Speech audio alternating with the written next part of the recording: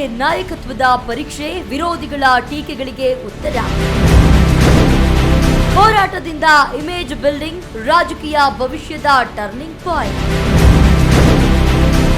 ಬಿಡದಿಯಿಂದ JDS ಶಕ್ತಿ ಪ್ರದರ್ಶನ, 2028ಕ್ಕೆ ಚುನಾವಣೆಗೆ ಅಡಿಪಾಯ. ನಿಖಿಲ್ ಯುಗ ಆರಂಭ, ಮೈತ್ರಿಗಿಂತ ಪ್ರತ್ಯೇಕ ಹೋರಾಟಕ್ಕೆ ಹೆಚ್ಚು ಒತ್ತು.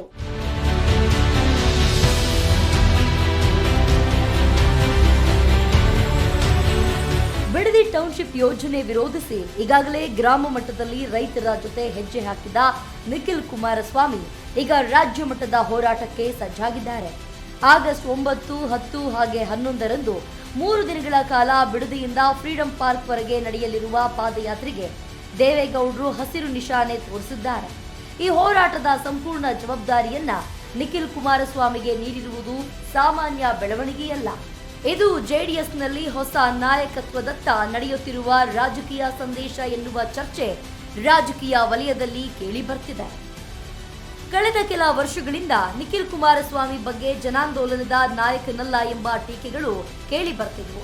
ಚುನಾವಣಾ ಸೋಲು, ಸಾಮಾಜಿಕ ಜಾಲತಾಣಗಳ ಟೀಕೆ, ಪಕ್ಷದೊಳಗಿನ ಕೆಲವರ ಅಸಮಾಧಾನ ಇವೆಲ್ಲದರ ನಡುವೆ ಈ ಪಾದಯಾತ್ರೆ ನಿಖಿಲ್ಗೆ ರಾಜಕೀಯವಾಗಿ ದೊಡ್ಡ ಅವಕಾಶವಾಗಿದೆ.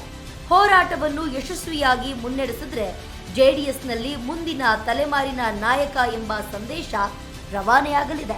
ವಿಫಲವಾದರೆ ಟೀಕೆಗಳು ಮತ್ತಷ್ಟು ಹೆಚ್ಚಾಗುವ ಸಾಧ್ಯತೆಯೂ ಇದೆ.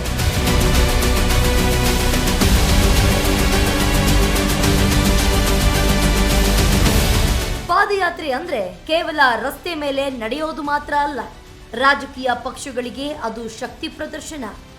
ಕಾಂಗ್ರೆಸ್ ಭಾರತ್ ಜೋಡೋ ಯಾತ್ರೆ, ಬಿಜೆಪಿಯ ಜನಸಂಪರ್ಕ ಅಭಿಯಾನಗಳಂತೆ ಜೆಡಿಎಸ್ ಕೂಡ ತನ್ನದೇ ಆದ ಪ್ರಭಾವ ಬೀರುವ ಪ್ರಯತ್ನ ಮಾಡ್ತಿದೆ. ಜೆಡಿಎಸ್ಗೆ ರಾಮನಗರ ಮತ್ತು ಹಳೆ ಮೈಸೂರು ಭಾಗವೇ ರಾಜಕೀಯ ಶಕ್ತಿ ಕೇಂದ್ರ. ಆದರೆ ಕಳೆದ ಕೆಲವು ಚುನಾವಣೆಗಳಲ್ಲಿ ಆ ಮತ ಬ್ಯಾಂಕ್ನಲ್ಲೂ ಬಿರುಕು ಕಾಣಿಸಿಕೊಂಡಿದೆ.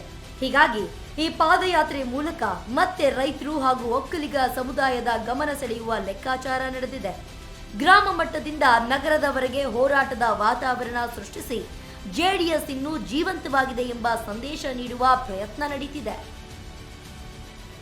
ಇನ್ನೊಂದು ಪ್ರಮುಖ ಅಂಶ ಎಂದ್ರೆ ಎನ್ಡಿಎ ಮೈತ್ರಿ ಬಿಜೆಪಿ ಜೊತೆ ಮೈತ್ರಿಯಲ್ಲಿದ್ದರೂ ಬಿಡದಿ ಟೌನ್ಶಿಪ್ ವಿಚಾರದಲ್ಲಿ ಜೆಡಿಎಸ್ ಪ್ರತ್ಯೇಕ ಹೋರಾಟದ ದಾರಿ ಹಿಡಿದಿದೆ. ಇದರ ಮೂಲಕ ನಾವು ಮೈತ್ರಿಯಲ್ಲಿದ್ದರೂ ನಮ್ಮ ಪಕ್ಷದ ಸ್ವಾತಂತ್ರ್ಯ ಅಸ್ತಿತ್ವ ಉಳಿಸಿಕೊಂಡಿದ್ದೇವೆ ಎನ್ನುವ ಸಂದೇಶವನ್ನ ಕಾರ್ಯಕರ್ತರಿಗೆ ನೀಡಲು ಜೆಡಿಎಸ್ ನಾಯಕರು ಬಯಸುತ್ತಿದ್ದಾರೆ.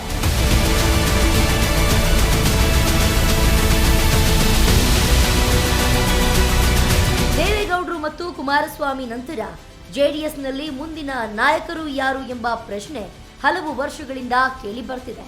ಈಗ ಅದಕ್ಕೆ ಉತ್ತರ ಸಿಗುವ ವೇದಿಕೆಯಾಗುತ್ತಾ ಈ ಪಾದಯಾತ್ರೆ ಎಂಬ ನಿರೀಕ್ಷೆ ಹೆಚ್ಚಾಗಿದೆ. ದೇವೇಗೌಡರು ನಿಖಿಲ್ ಮೇಲೆ ಇಟ್ಟಿರುವ ವಿಶ್ವಾಸ ಈಗ ಪರೀಕ್ಷೆಗೆ ಒಳಗಾಗ್ತಿದೆ. ಸಾವಿರಾರು ಕಾರ್ಯಕರ್ತರನ್ನ ಸಂಘಟಿಸುವ ಸಾಮರ್ಥ್ಯ, ರೈತರನ್ನ ಒಗ್ಗೂಡಿಸುವ ನಾಯಕತ್ವ, ಸರ್ಕಾರದ ಮೇಲೆ ಒತ್ತಡ ಹೇರುವ ಶಕ್ತಿ ಇವೆಲ್ಲದರ ಮೇಲೆ ನಿಖಿಲ್ ಅವರ ಮುಂದಿನ ರಾಜಕೀಯ ಭವಿಷ್ಯ ಅವಲಂಬಿತವಾಗಿದೆ. ಪಕ್ಷದ ಹಿರಿಯ ನಾಯಕರ ವಿಶ್ವಾಸ ಗಳಿಸುವುದು ಕೂಡ ಇದೇ ಹೋರಾಟದ ಪ್ರಮುಖ ಉದ್ದೇಶ ಎನ್ನಲಾಗ್ತಿದೆ. ಮೂಲಗಳ ಪ್ರಕಾರ ಪಾದಯಾತ್ರೆಯ ಯಶಸ್ಸು ಮುಂದಿನ ವಿಧಾನಸಭೆ ಚುನಾವಣೆಯಲ್ಲೂ ಪರಿಣಾಮ ಬೀರುವ ಸಾಧ್ಯತೆ ಇದೆ. ಪಾದಯಾತ್ರೆ ದೊಡ್ಡ ಮಟ್ಟದಲ್ಲಿ ಯಶಸ್ವಿಯಾದರೆ ಜೆಡಿಎಸ್ ಕಾರ್ಯಕರ್ತರಲ್ಲಿ ಹೊಸ ಉತ್ಸಾಹ ಮೂಡಬಹುದು.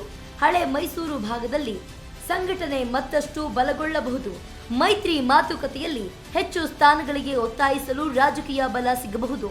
ನಿಖಿಲ್ ಕುಮಾರಸ್ವಾಮಿ ಪಕ್ಷದ ಪ್ರಮುಖ ಪ್ರಚಾರ ಮುಖವಾಗುವ ಸಾಧ್ಯತೆಯೂ ಇದೆ. ಆದರೆ ನಿರೀಕ್ಷಿತ ಜನಬೆಂಬಲ ಸಿಗದಿದ್ರೆ ಅದು ಜೆಡಿಎಸ್ಗೆ ರಾಜಕೀಯ ಹಿನ್ನಡೆಯಾಗುವ ಅಪಾಯವೂ ಇದೆ. ಒಟ್ನಲ್ಲಿ ಬಿಡದಿ ಟೌನ್ಶಿಪ್ ವಿರೋಧದ ಪಾದಯಾತ್ರೆ ರೈತರ ಹೋರಾಟಕ್ಕಿಂತಲೂ ಹೆಚ್ಚು ರಾಜಕೀಯ ಲೆಕ್ಕಾಚಾರ ಹೊಂದಿದೆ. ಇದು ನಿಖಿಲ್ ಕುಮಾರಸ್ವಾಮಿ ನಾಯಕತ್ವದ ಪರೀಕ್ಷೆಯೂ ಹೌದು, ಜೆಡಿಎಸ್ ಸಂಘಟನೆಯ ಶಕ್ತಿ ಪ್ರದರ್ಶನವೂ ಹೌದು. ಜೊತೆಗೆ 2028ರ ವಿಧಾನಸಭೆ ಚುನಾವಣೆಗೆ ಅಡಿಪಾಯ ಹಾಕುವ ಪ್ರಯತ್ನವೂ ಹೌದು. 3 ದಿನಗಳ ಈ ಪಾದಯಾತ್ರೆ ರಾಜ್ಯ ರಾಜಕೀಯದಲ್ಲಿ ಎಷ್ಟು ಸಂಚಲನ ಮೂಡಿಸುತ್ತದೆ, ನಿಖಿಲ್ ಕುಮಾರಸ್ವಾಮಿಯ ರಾಜಕೀಯ ಭವಿಷ್ಯಕ್ಕೆ ಎಷ್ಟು ಬಲ ನೀಡುತ್ತದೆ ಅನ್ನೋದು ಆಗಸ್ಟ್ 11ರ ಬಳಿಕ ಸ್ಪಷ್ಟವಾಗಲಿದೆ. Renuka K, political bureau, speed news Kannada, Bengaluru.